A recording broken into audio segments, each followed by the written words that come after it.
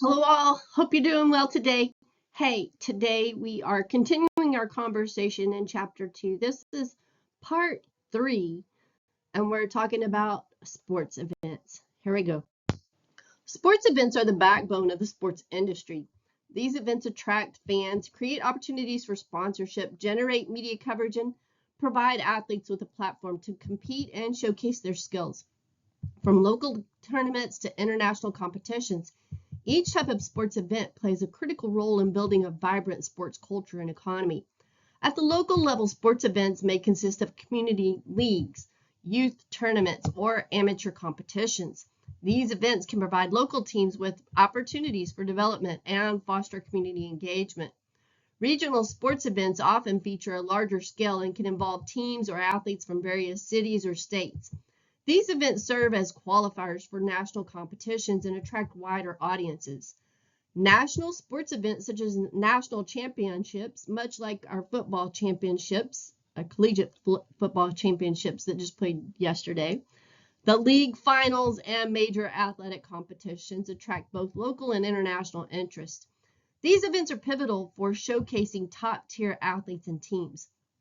At the international level, events like the Olympics, World Cups, and Continental Championships bring athletes from all over the world to compete on the global stage, often creating significant media coverage, economic impact, and national pride. So in the next few slides, we're going to break down the 4 main types of sports events. There's standalone events, league events, tour events, and sports festivals. Here we go. A standalone event is a single competition or contest. It's often held annually or as a one-time occurrence that is not part of a larger series or league structure.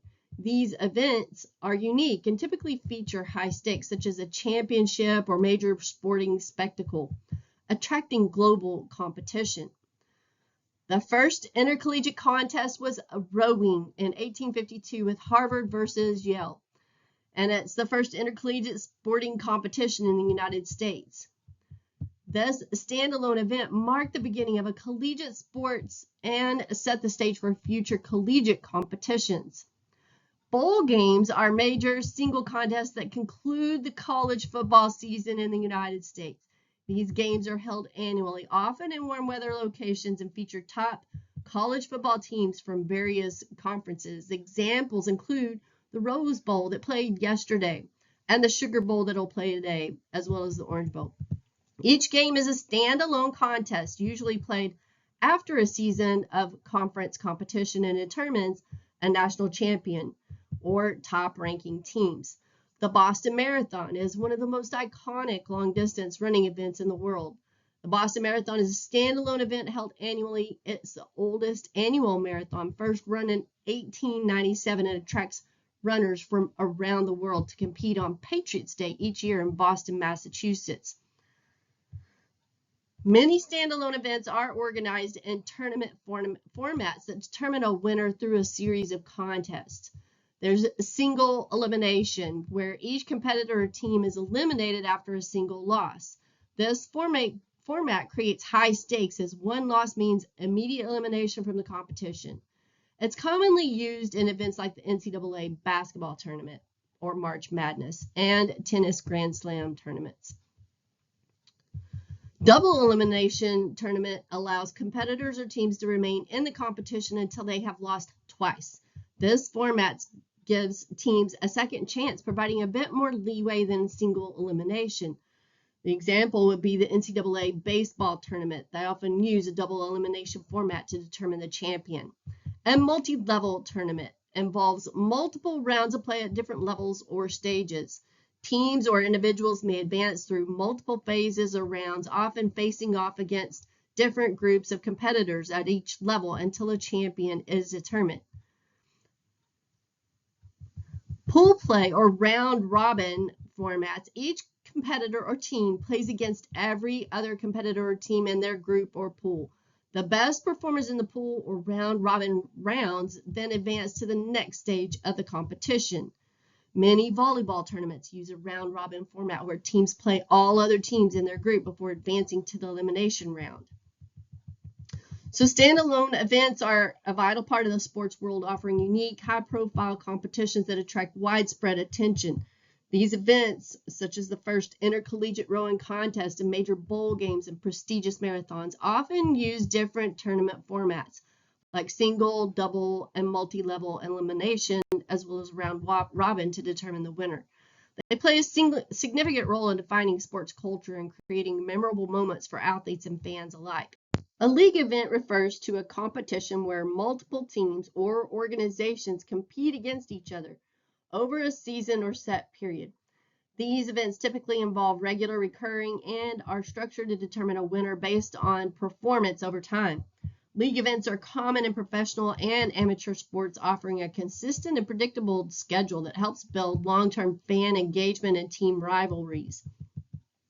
A league event involves multiple teams that compete against each other, either at their home venues or away at the home venues of their other league members. This creates a structured and competitive environment that continues over a specific period or season. Teams alternate between playing at home and traveling to away venues. This not only levels the playing field, but also allows for the development of fan bases across different locations. For example, in the NBA, teams have home and away games that contribute to their overall record. Unlike standalone events, league events consist of a series of games or matches that are played throughout the season. These recurring games are essential to the format of the league, with teams facing off multiple times to accumulate points or wins that count toward a playoff berth or championship. The roots of professional league events can be traced back to the late 19th century, particularly to the formation of organized baseball leagues in the United States. The National League of Professional Baseball Clubs, founded in 1876, is often cited as one of the earliest examples of a structured sports league. This model of organized competition with scheduled games and financial backing laid the foundation for modern sports leagues, including those in football, basketball, hockey, and soccer. League events are financially lucrative, both for the teams and the governing bodies that run the leagues. Revenue from ticket sales, sponsorships, and merchandise plays a major role in generating significant income. The NFL, for example, generates billions of dollars annually through ticket sales, broadcasting deals, and sponsorship agreements. One of the most financially beneficial aspects of league events is the media contracts. Television networks and streaming platforms pay large sums to broadcast league games. These contracts are a major revenue source, with networks securing exclusive rights to air games, which leads to extensive media coverage and global visibility. The NFL is a prime example of leagues that sign multi-billion-dollar media contracts. The structure of league events is built around regular, recurring games that attract consistent viewership. Fans can follow the leagues over weeks or months, creating a steady stream of engagement and revenue. This consistency helps teams maintain fan interest and loyalty. The league events foster the development of intense rivalries as teams compete year after year, often facing the same opponents multiple times. These rivalries are central to the appeal of league events, as fans become emotionally invested in their team's success against specific rivals, such as the Yankees versus the Red Sox rivalry in Major League Baseball. There's a heated competition that draws significant attention and increases fan engagement. As teams compete over a season, fans develop loyalty and affection for their teams. This affinity creates a strong bond between fans and their teams, which extends beyond the games themselves. Fans attend home games, watch away games on TV, and support the team through various media, contributing to the overall success of the league. The ability to play regularly at home venues and attract fans to matches is a critical aspect of these league events. Teams draw substantial revenue through ticket sales, and many leagues have established systems for fans to purchase season tickets or individual game tickets, often with special perks and benefits. And the NFL is a prime example of a successful league event. The season consists of 32 teams competing in regular season games with the goal of making the playoffs and ultimately competing for the Super Bowl. The NFL's media contracts, particularly with networks like CBS, NBC, and ESPN, generates billions of dollars. Tour events are organized series of tournaments or races around a single sport, typically managed under one leadership or ownership. These events create a structured competitive calendar where athletes, teams, or competitors participate in multiple locations with the goal of accumulating points or ranking to determine an overall champion. Many individual sports and motorsports are structured this way, providing a cohesive framework for the athletes to compete on a consistent and regular basis. A tour event consists of multiple tournaments or races that occur at different venues throughout the year. Athletes or teams participate in these events, earning points or rankings based on their performances. The cumulative results across the series determine the final standings, rankings, or overall champions. Tour events are often organized and governed by a single body or organization, which controls the scheduling, venue selection, and rules of the competition.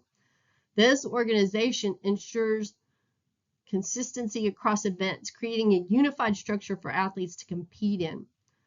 One example is the PGA Tour, the men's professional golf, and LPGA Tour, women's professional golf, that organize tournaments that take place at various golf courses around the world, culminating in end-of-season championships. With TISN, the ATP Tour, which is the men's tennis, and WTA Tour, which is women's tennis, structure the season around tournaments such as Grand Slams and ATP and WTA series events. The selection of venues for tour events is critical. These events take place in different locations, with each venue hosting one or more tournaments. The venues are often iconic, high-profile locations that attract large audiences. For example, the Masters tournament, which is a PGA Tour, is hosted at Augusta National Golf Club. They've already begun promoting it, and it's in April, while Wimbledon is hosted at the All England Club. Tour events often rotate venues to expose the sport to different regions and fan bases. Venues for tour events are frequently selected through a bid process where organizations or cities compete to host tournaments or races. For example, the NCAA basketball tournament, they put in a bid process that happens to be in San Antonio this spring. So that bidding process may involve considerations like the venue's facilities, its potential for fan engagement, and its ability to meet the logistical requirements of the event. Hosting tour events often requires significant facility investment. Cities, countries, or organizations may need to improve or build infrastructure to accommodate the event. So upgrading stadiums or tracks and building fan zones or enhancing media facilities. However, there's always the challenge of balancing facility utilization. Many venues are used for only a few days or weeks during the year for tour events, making the return on investment a critical consideration. In the case of Formula One, the venue or racetrack is often used once a year for the Grand Prix event, meaning the investment in the facility needs to account for the limited use while still maximizing the experience for fans and sponsors. Similarly, in tennis, a venue like the Indian Wells Tennis Garden is used primarily for the BNP Paribas Open, though its investment is justified by the prestige of the event and its broader tennis tourism draw. Sports festivals or multi-sport events are the largest and most complex forms of competitive sporting events. These events bring together multiple sports and athletes from various disciplines to compete in a single unified festival or series. Sports festivals often attract significant media attention, large audiences, and a wide range of participants, making them a critical part of the global sports landscape. Unlike single sport tour events, sports festivals incorporate a variety of sports or multiple disciplines, often running simultaneously or consecutively throughout the event. For example, the Olympics includes sports such as swimming, gymnastics, athletics, and basketball, all hosted within the same time frame and location. These events typically feature athletes from around the world, showcasing international talent and fostering cultural exchange. Some festivals like the Olympics are open to every country, while others like the Special Olympics focuses on a specific population, such as individuals with intellectual disabilities. Most sports festivals have a recurring schedule, taking place at set intervals. For example, the Olympics are held every 4 years, and Winter Games So the summer, with the summer and winter games alternating every 2 years. The Special Olympics World Games are held biannually for athletes with intellectual disabilities. And the X Games are organized annually, focusing on extreme sports, such as skateboarding and snowboarding, motocross, etc. In conclusion, it's really important to have a common understanding of the basic structure of sport facilities as well as events, and create a foundational knowledge for the sport facility and sport event manager. So some basic definitions of facility types as well as event types can create that common basis of communication. So in this chapter, we've demonstrated a number of instances of exceptions of crossover between the various types of sports facilities and sport events. The continued development of new variations and facilities as well as events within sport shouldn't diminish the importance of the primary need for venues to host and carry out successful sport events. Really, the information provided in this chapter has provided an overview and typology of sport events and facilities that can assist in ongoing dialogue within the profession. And that is all that I have for you today. I look forward to talking with you again. Have a great day.